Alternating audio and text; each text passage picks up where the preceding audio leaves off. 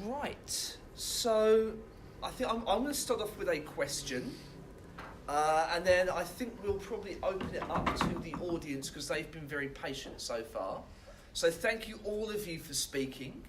The question I'm going to pose to you actually leads on from things that all of you have mentioned and something that came out especially in Chris's presentation, which is, do senior decision makers get information governance? Do they understand what it means and what the implications are and what they need to do? So I'm going to start off with David. Well, I agree with one of Chris's points. I think they do. They get it, but they don't always know how to operationalise it. How to actually implement it, because so much of the conventional wisdom around corporate governance is quite well established. Everybody knows you have an audit and risk committee and they do this, and there's boilerplates all over the place for how to do corporate governance. It's been around for 100 years. Exactly, and so people get it. When you talk to them 5 minutes about the importance of information, and you mentioned the filing cabinet, scandal. And there are plenty of royal commissions and inquiries where organisations have been harshly criticised for their poor management of their records or their information. But what's missing at the moment, that gap is, can you just show me, what does it look like, how does it work? What are the routines? What are the daily, weekly, monthly, annual routines that I would expect to see that would demonstrate that information governance is alive and well? So I'll stop there to give some other. Thank you. Susan? Well, I think one of the problems is the siloed approach. So we now need a new paradigm for the way that we're moving into the future. But when the board says, what's this about cybersecurity or ransomware or the latest thing that's happening, that's cybersecurity. It requires the more forward-looking organisation, and there are those around now to say, well, we also need to look at privacy. But for those of us who think even more broadly, we say it's part of the information issue. So, IT typically is your perimeter security and then the information security. But what we're trying to highlight today is that there's lots of different paths to that. So you need to be taking a more strategic view. But when you've got your general counsel or your chief privacy officer or your chief CISO reporting to you on siloed issues and not all together, then it's a very fragmented approach, and that's what needs to change. And that's part of why I've co-founded an organisation. David's driving the role and the awareness of information governance, because it's about trying to explain and educate about why organisations need to be organising themselves differently and why the corporate governance picture now needs to look quite differently in relation to the governance of information than it's traditionally done. Okay, thank you. Chris? I think they do. But if I think, to hark back to something David said, and certainly in the organisation in which I work now, everything's an information problem. That's what we either have people or we have information, and so it's like they're the two things we deal with. We have our people who analyse. Basically we have a bunch of analysts that do nothing but analyse information all day. So I think it's easier for people to look at it as a information security issue or a particular... As a point problem rather than a... Yeah, and particularly when you have, say, organisational risk frameworks which actually break them down that way. Right. So your compliance function and your risk function and all of those things, and ours are quite sophisticated in how we report that, but they're broken down and siloed as well in terms of, because otherwise everything would be just an information problem. Okay, thank you. All right, questions. Okay, there's a lady there that's keen to ask a question. No, not her. And I was going to say, I think that they don't don't really get the difference between information and technology.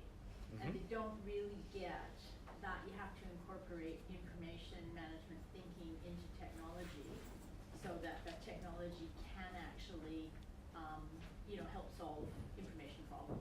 So and the difference between technology and information is the bit that they don't really get very easily. So the technology is visible, so they see that, but not the broader issues. And it can do things like, in terms of security, it can just put a lock on, a huge body of data, and then they can say, tick, we've got that. And I think, in technology, you can buy technology, and you can dispose of it. And it's, look, I agree, that this whole, we're talking about cybersecurity issues, and I do see that if you've got a cybersecurity issue in front of you, you'll have a sales rep that's coming in, and they'll say, well, what's being attacked here? It's a denial of service attack, and that's your firewall. So I'll sell you a better firewall. And it's about, or I'll upgrade your version of the software. It's about attack vector and a defence, and missing the point that actually the target is the information. They're attacking you by this way, but people are missing the point that the crown jewels are the information. You've got to protect the information. It's not just about building bigger, thicker walls all the time. And that actually the biggest risk is actually human error and the people. That's right.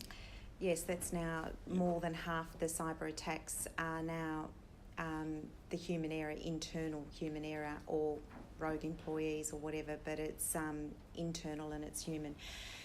The other point I was going to make is, I think part of the problem with the digital age is it's out of sight, out of mind. So you've got lots of pressure, whether it be government or organisations, on how you're spending your money, return on investment. And the problem, I think, with the digital age is it's out of sight, out of mind. And I look upon this even in relation to when I started doing big litigation before there was an E in e-discovery. And, anyone who had lots of paper around, and you had to be meticulous, you had libraries and rooms filled with documents, whereas now everything's out of sight, out of mind. So people just assume it's okay because it's not glaring in front of them. But if a CEO or a CEO walked past the safe and saw the safe door open to the old types of offices, they'd have a heart attack. Most people would have a heart attack. But, the fact that you've not upgraded patches, and because there've been people sick in IT and there've been a few issues getting approvals done, it's out of sight, out of mind. So I think that's one of the other challenges, and that's why the professional collaboration at that senior level is so important, because everyone needs to help each other.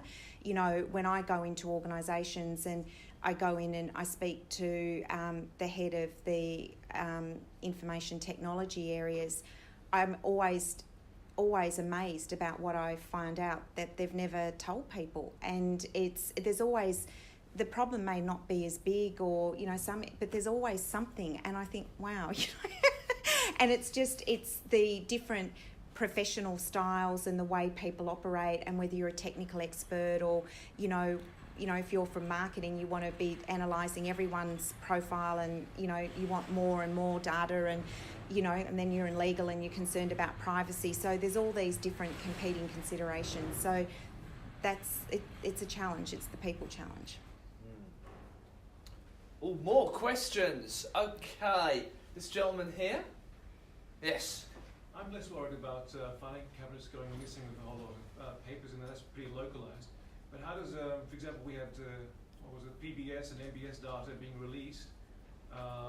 Obviously, a number of people signed off on that.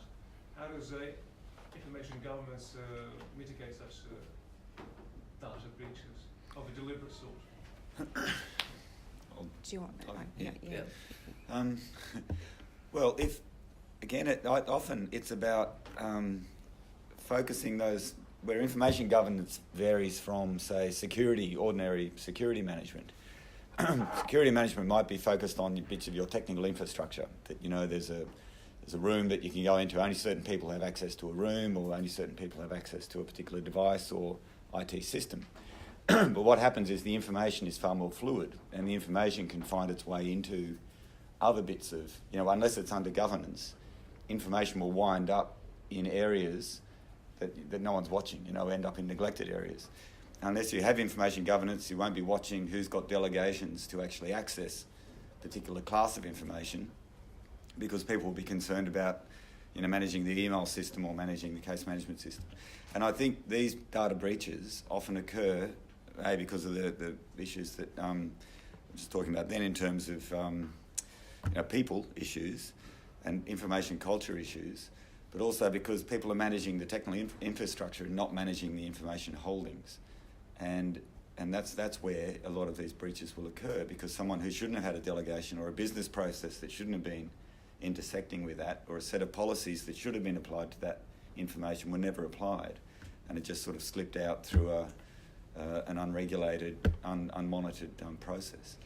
Now, there's always more complications than that, but generally speaking, that's where I see it. Are you talking about the re-identification of the de-identified? Yeah. Essentially, once it goes out, Yeah. it remains on the internet.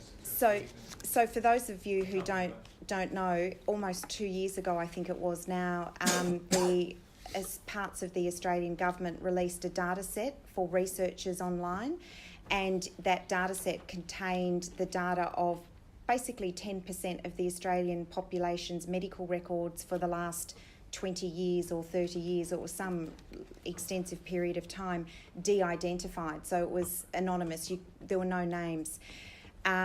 Within a couple of weeks, a research computer engineering group in Melbourne worked out a way that you could re-identify some of the doctors and providers, or I forget the details of it, and it was pulled straight away. And the federal government responded by issuing presenting a draft bill into Parliament to say it would be a criminal offence to re-identify a de-identified data set, which is the first time that has happened anywhere in the world, and it's not been passed into legislation. But what this highlights, I think, is we're heading into new territory, and there's a big focus on in government with data sharing. Yep. So if you look at the Australian privacy consumer surveys, people don't like their data being used and shared with other agencies. But the data then says, and it's about 50% from recollection, if you're told that your medical research is going to be helped to solve cancer and it will be de-identified, or it will be used to improve transport services or whatever, then people are far more accepting of it being shared. So there's big projects on at the moment, both federally here in New South Wales. I've been peripherally involved in one of them, on how to go about doing the data sharing thing. So with all of this, mistakes will be made. The question is, what are the frameworks that you develop and the processes that you go through? And there are lots of challenges. When you talk about moving forward and having these data sets being used, and it is a governance issue. And what's very interesting is in the GDPR, the new big very high standard for privacy coming out of Europe, they have governance and accountability requirements. So we're starting to see that come into regulations, and even in our mandatory data breach notification on the what you need to do in your data response plan or your notification is you need to say what privacy impact assessments you've taken. So this is all a big driver, in my view, for more information governance and more thought about what you're doing. But mistakes will be made. Facebook has moved their data outside of Europe to escape that. No, so they've said as I understand it, they've said for Europeans they'll comply with the GDPR, and then they won't, depending on where you are, various degrees of it around the world. So, yes, I think that's very interesting and telling, but bear in mind, for a breach of GDPR, it's maximum of up to 4% of global turnover. So there's a lot of global organisations that are very worried. So Chris's figure of the 80%, in the survey of being forced by regulation is an interesting stat. Okay. Another question. Okay. Bobak? Yep. In case an organization doesn't have any information governance, and obviously it's going to be a champion, it's going to be a say senior people is going to be convinced with that, then the question is who's going to be responsible for an organization to drive that and maintain that? Is it going to be IT, or is it going to be business, or some part of the business? So perhaps one way of phrasing that is if an organisation has nothing, where does it start? I'm going to start with Chris. Well, I think someone takes a leadership role, and whether you're a senior person or you're not a senior person, leadership roles can happen at any level in the organisation. So if you have the skills, the abilities, or even just the wherewithal and the interest, quite often that's how those things start. You know, leadership, until we had a SIGO, you know, in the digital continuity across the Commonwealth and across the state jurisdictions, you know, most of the people at my level in organisations have been the ones who have been driving and leading these initiatives for decades. And we have to influence senior management, we have to wait our time, strike while the iron's hot sometimes.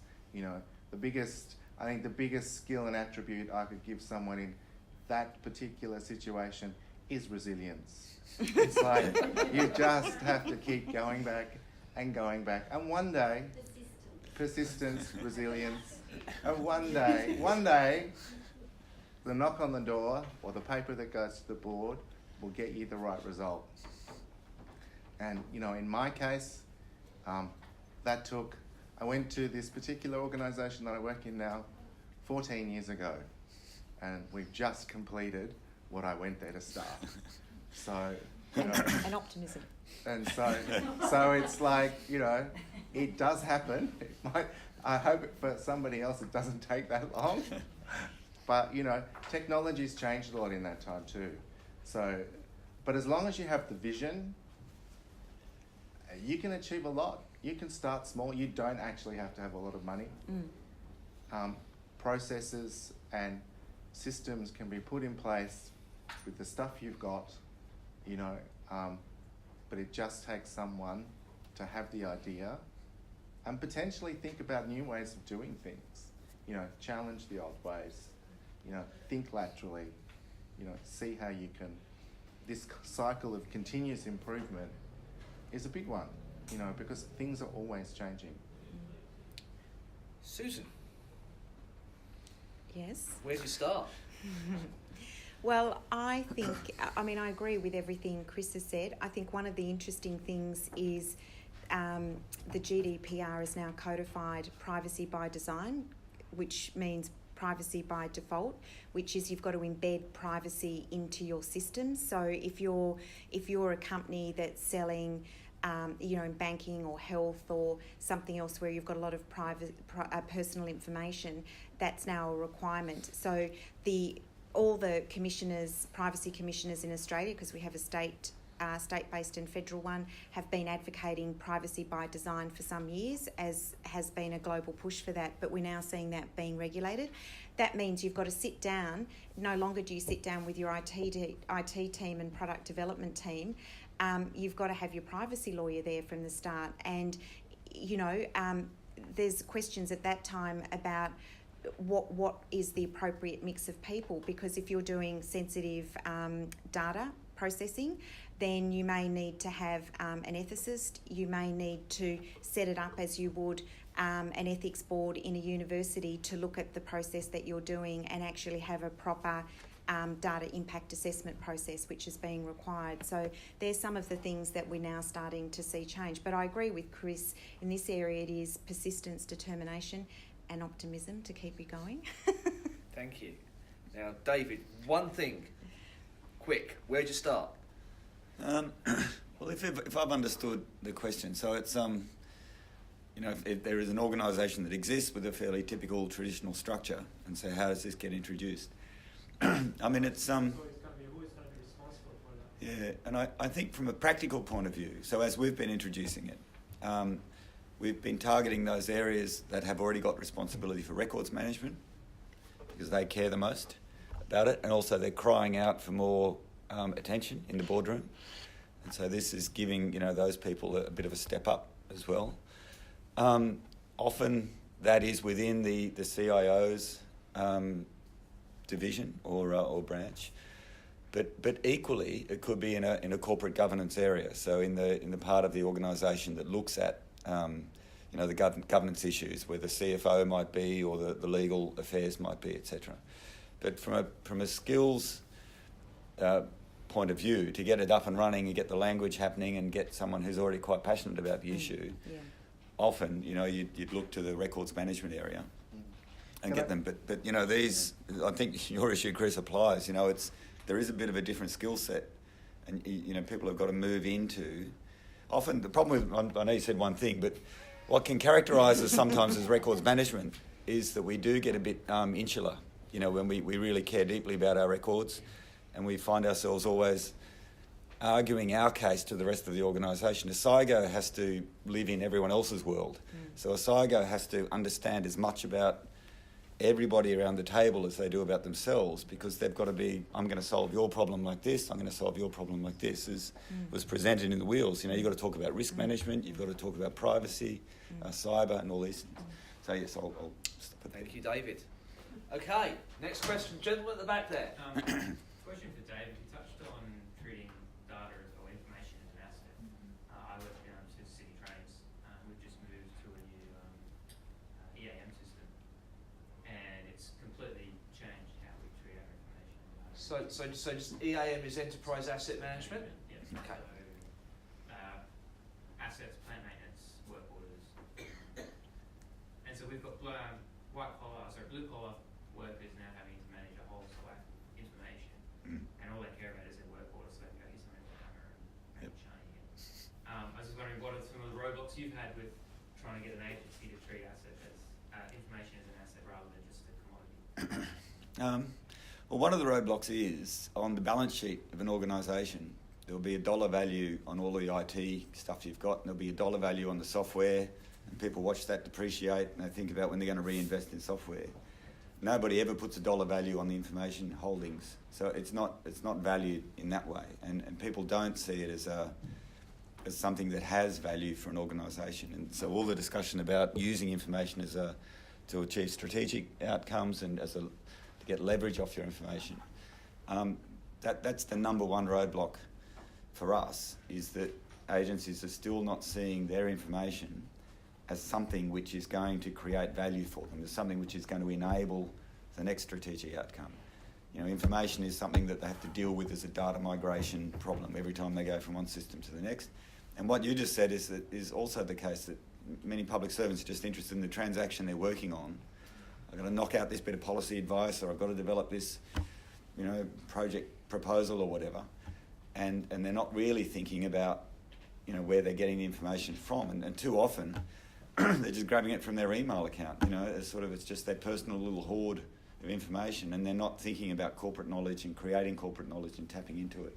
So they'd be the two things. One, nobody in the organisation treats it like an asset, and the other one is that knowledge workers are not creating corporate knowledge, and they're not expecting. There's no expectation that what they need will be out there as corporate knowledge.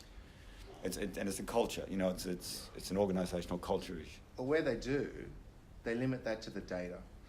Yes. So the nice structured rows, the stuff you can interrogate easily, stuff you can build models from, you can visualize, you can do all that stuff with, all that cool stuff with, right?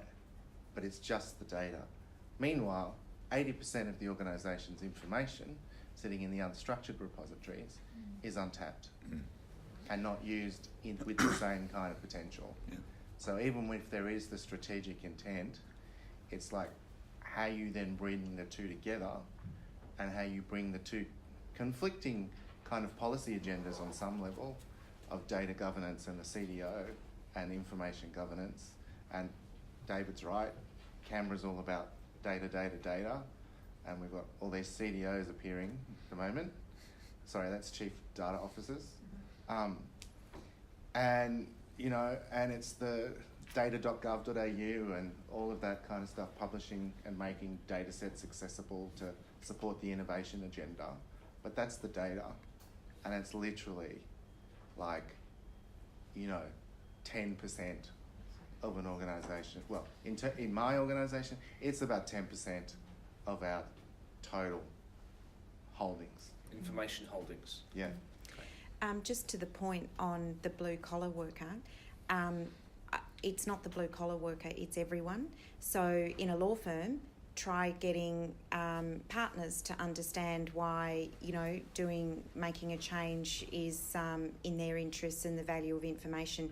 It's difficult for everyone, and so this becomes what I think is probably the key issue, is the change management. So it's the basics around change management. You've got to create the situation where people see that there's a benefit in it as the first part. There's a need for it, and that can be a really big challenge.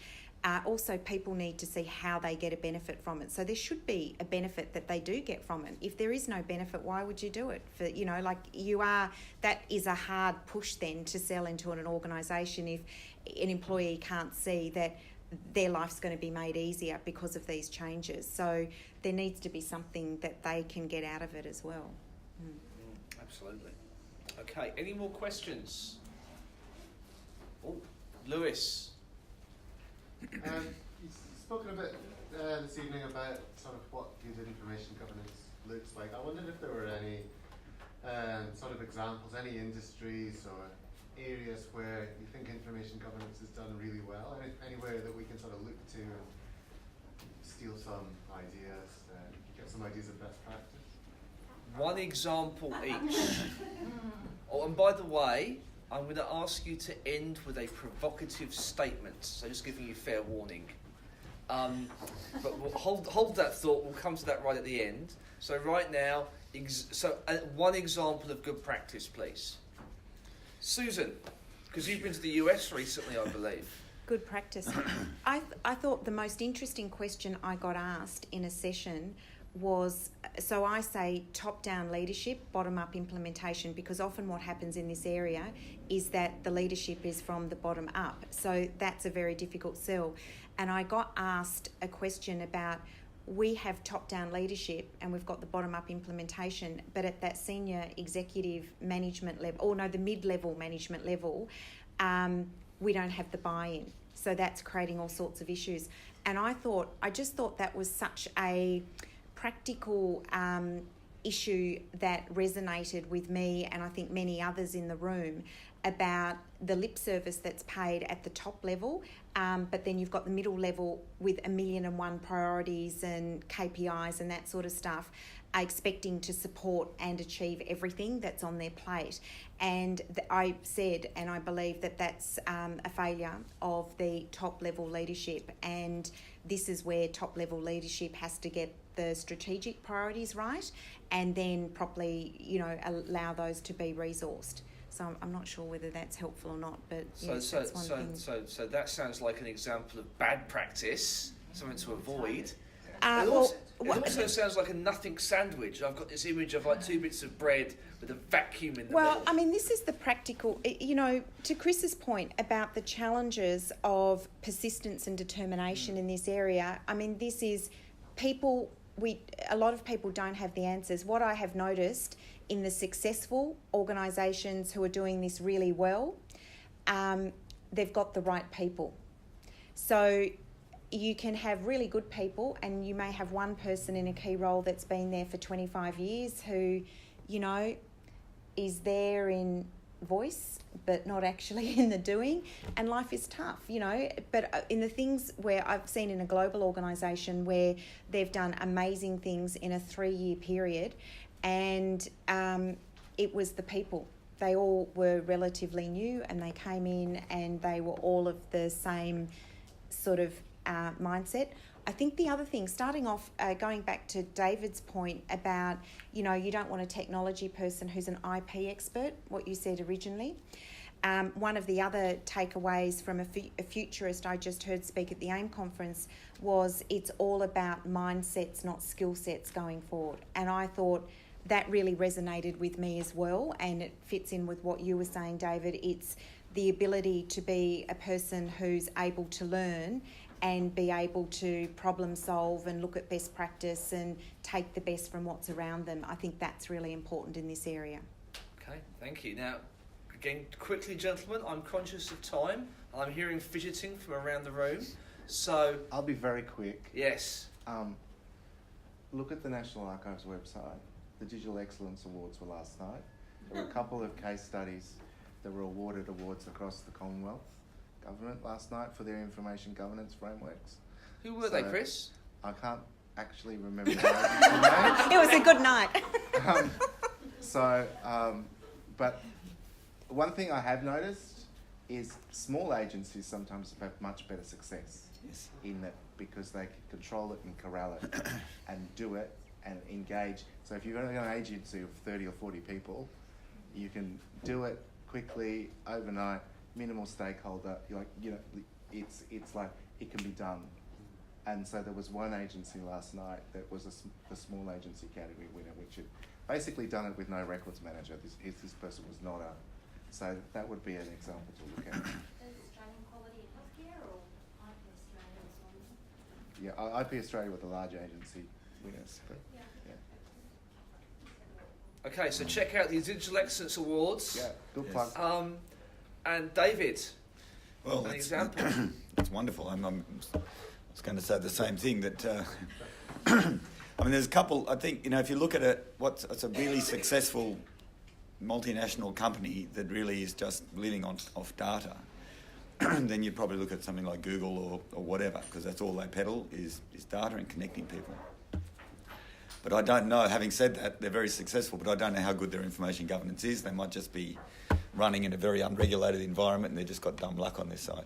I would rather narcissistically point at the National Archives as well, because from the very outset we've said, well, if we want to make this work, we've got to lead by example.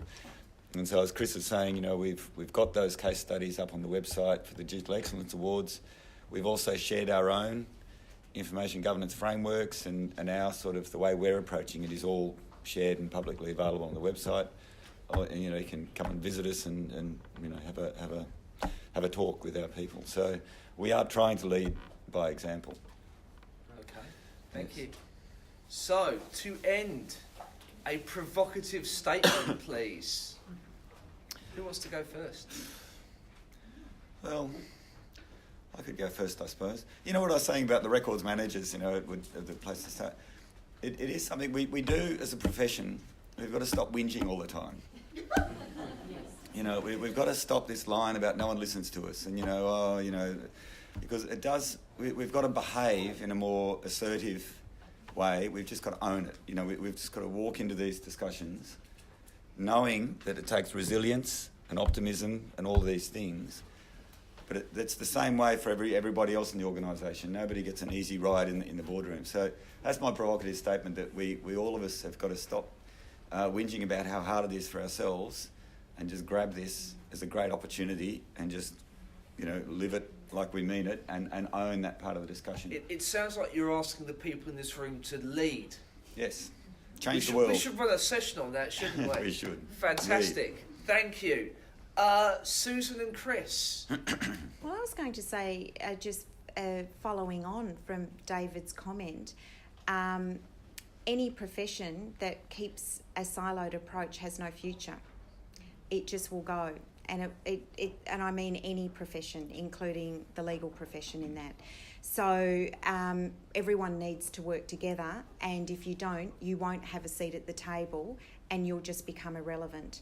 And contrary to what I just last said, so provocative in itself, we all need to be, the mindsets, not skill sets, is important, but all of our expertise will require us to have a technology bent. So for anyone who thinks, I don't see myself as a technologist, but you do need to have some level of understanding of how it can be utilised to make whatever you're doing and whatever you're involved in more efficient, and an understanding of its limitations as well and the problems that it may cause in doing that. So you need to have a mindset that's open and able to deal with that moving forward. Thank you, Susan. And Chris? I was just trying to look up the name of this article.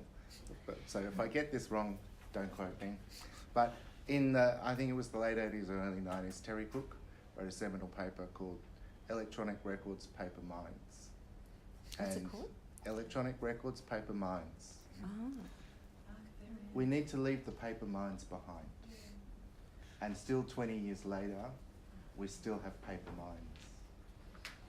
And so the one thing we need to do looking forward is have digital minds and leave the concepts of what we used to do and how we used to do it in the paper world behind, and then reimagine the future for a digital world. Okay, thank you, Chris.